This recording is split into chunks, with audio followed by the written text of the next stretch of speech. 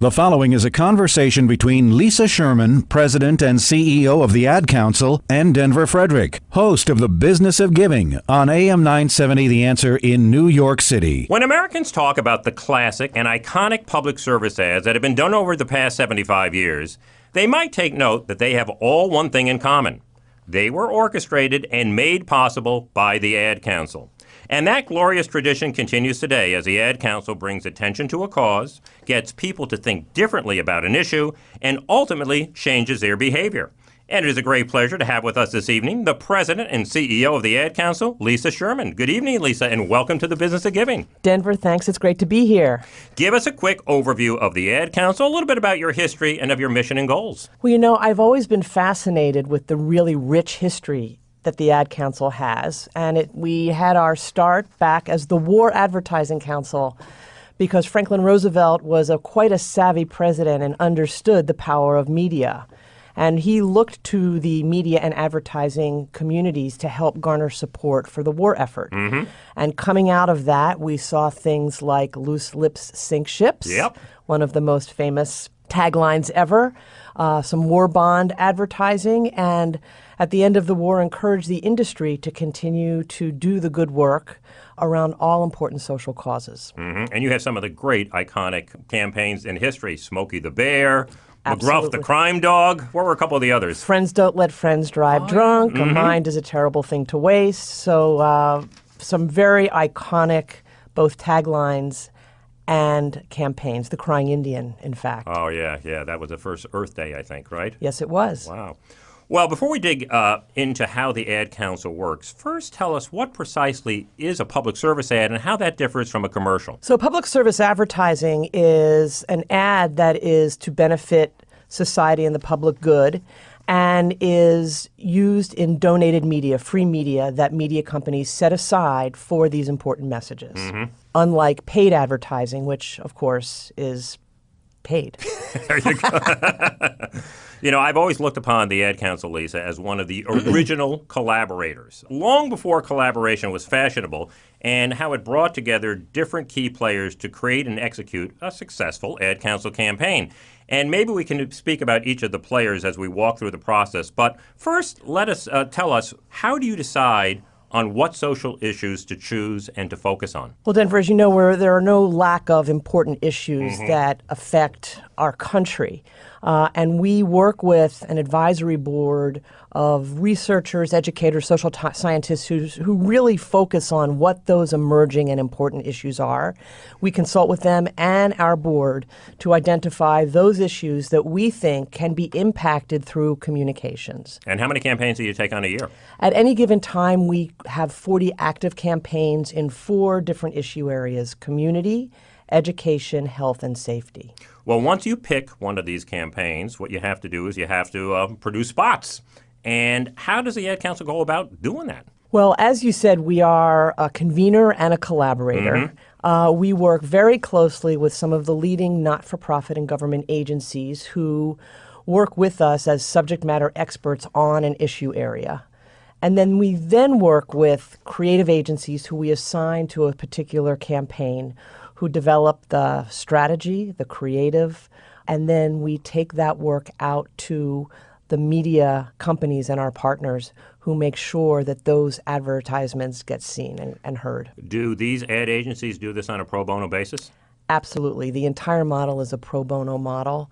We get the best and the brightest of our industry who give us their best talent, their best platforms, their best media in order to move the needle on these important social issues. That is really sensational. What is the responsibility of the nonprofit organization or the federal agency in this relationship? So in a traditional agency-client world, they would be our client. Mm-hmm. We are there serving their needs to help them with whatever particular issue they're working on. So they provide subject matter expertise. They also provide some funding for the production of the work. Okay. And then whatever back-end support is required, be it a website or the assets that would be available to ensure that we can close the loop on any sort of activation around a campaign. Now, you mentioned a moment ago that the media donates their time or their space for these kinds of campaigns. What would you say the value of a donated media is for a particular campaign in a given year? We are incredibly grateful and lucky to have very generous partners. And last year, for example, we secured over $1.6 billion in donated media across every type of media that you can think of, the traditional television, radio, print, but we also have very deep relationships with the digital platform partners like Facebook and Google and others. So we are really focused on reaching our audiences wherever they are. Has it been more difficult, Lisa, to get media donated now that nonprofits are actually paying for advertising? I remember back in my day, a charity would never pay for advertising or time or anything along those lines. It was considered to be inappropriate. Now it's commonplace that they do that or they sponsor events or whatever the case may be. Has that made it a little tougher with media in getting them to donate their time, or has it really not had much of an impact? We have not found that it's been that difficult. You know, we have very strategic relationships and we rely on our partners to help us. And frankly, a not-for-profit or government agency working with the Ad Council really gets to do that at scale, given the breadth and the depth of our partnerships. And, you know, this is no longer just television and print and newspapers and magazines. You have to really harness social and mobile to reach people today. What are you doing in that regard? You know, I've never been more excited to be in the business of social change because of all of the new platforms and new technologies that not only take what we've done in the past of traditional media, mass media, but so now we've always been able to have scale, but now we can be very targeted and very specific. So we're reaching people in the moment where we know they are with the right message to the right person at the right time. That's a very powerful combination. We can go broad, and now we can also go deep simultaneously. That's great. Well, there are so many campaigns to discuss. Let me pick a couple, and perhaps you can fill in our listeners a little bit about how they've been and the impact that they've had. I have always been impressed with what you've done around foster care adoption. Speak to that one, if you would. So we like to think about foster care adoption as one of the more difficult asks you can ever make of someone, asking someone to adopt a child out of foster care. We've been working on this campaign with Health and Human Services for over a decade, and I'm very proud to say that we have been able to identify and place over 23,000 kids out of foster care into loving homes through this campaign. We're super proud of that. You know, another one that has gotten a lot of attention recently has been suicide, and you have a campaign around suicide prevention. What's the messaging in that one? So this is a campaign we've just taken on. We will be launching it later this year. Suicide, I don't know if you know this, is the second leading cause of death among young adults. And for every youth suicide, it is estimated that 100 or 200 attempts are made. It's really staggering. At epidemic scale. So we're partnering with the JED Foundation and the American Foundation for Suicide Prevention on a digitally focused campaign to help encourage young adults to begin to identify the signs of a friend who might be in trouble and encourage them to help their friend get help. You know, another leading cause of death among young people has been addiction, and you've also done a campaign on that. So we recently partnered with Viacom and the nonprofit Facing Addiction on a campaign to help over 45 million Americans and their families who are directly affected by the disease of addiction. We launched PSAs in November that were actually produced by Viacom's in-house agency, Velocity, and we are really proud of that work. You know, I would be very remiss if I didn't mention this one because you recently won an Emmy for it. In fact, it is the first Emmy ever won for a PSA. What was it for? We did win an Emmy, and we launched a campaign beginning in Valentine's Day 2015 called Love Has No Labels. And this was a campaign focused on the very important issue of diversity and inclusion. What's so interesting about this campaign, which focused on really encouraging people to think about their own unconscious biases around issues of race, religion, gender, sexual orientation, And what's interesting about this campaign is that the first campaign that we've ever launched online with a 3-minute beautiful video that went completely viral and has been seen by over 165 million people. Including me. What'd you think? I thought it was great. We've obviously won many awards, and I think it really captured the hearts and imaginations of lots of people. But most importantly, we have quickly seen some impact results that are quite heartening in that people are starting to really see that they can be more open-minded and start to question their own unconscious biases in ways that perhaps they hadn't before this campaign was launched. Well, picking up on that, I know program evaluation is a critical component of every ad council campaign, and it's a pretty rigorous process. How do you go about it, and what indicators are you measuring? We are very, very research-based and very, very impact-driven. Every single one of our campaigns has a specific set of KPIs and impact metrics that we lay out with our sponsors and clients at the beginning of the process. We are very focused on impact over time. Many of our campaigns we've had for decades. So, as an example, the focus on drinking and driving. It's been around for over a decade. We know that in that decade, 27% fewer lives have been lost because of alcohol-related crashes, in part because of the work that we've done. That's how we measure things over time. I mentioned the adoption statistic, 23,000 kids out of foster care. Autism awareness, another long-standing campaign of ours, where the percentage of parents with young children who have talked to their child's pediatrician because they now recognize the early signs of autism has doubled. Those kids have a better shot at getting help sooner because of that level of awareness. So we focus on the long term, really driving impact, but then for some of our campaigns that just launched, we're also extremely focused on impact. And in cases like that, we launched a Meals on Wheels campaign last year, looking to secure volunteers to go and deliver meals to seniors who live quite isolated oftentimes. We know that in the 3 months since that campaign was launched, more than 10,000 volunteers have been recruited to serve meals to seniors. Yeah. So we're tracking things very specifically, both in the short term and, most importantly, in the long term to move the needle on the issue. On some of those long-term vexing problems, what's the arc of a campaign in terms of when do you see it beginning to get some gravitas and take some weight? And, I guess you get some awareness, and then all of a sudden you begin to see behavior. I would imagine it could take years in some of those cases. When you have something like Love Has No Labels Yeah. in an environment that's digital and social that can get viral very quickly, I think the chances of seeing more impact more quickly can happen. But that doesn't mean we're done. We have rolled out 2 or 3 different versions and phases of that campaign. In more traditional media, it might take a little bit longer, but we are, again, not in this for the short term. We're in this for the long haul.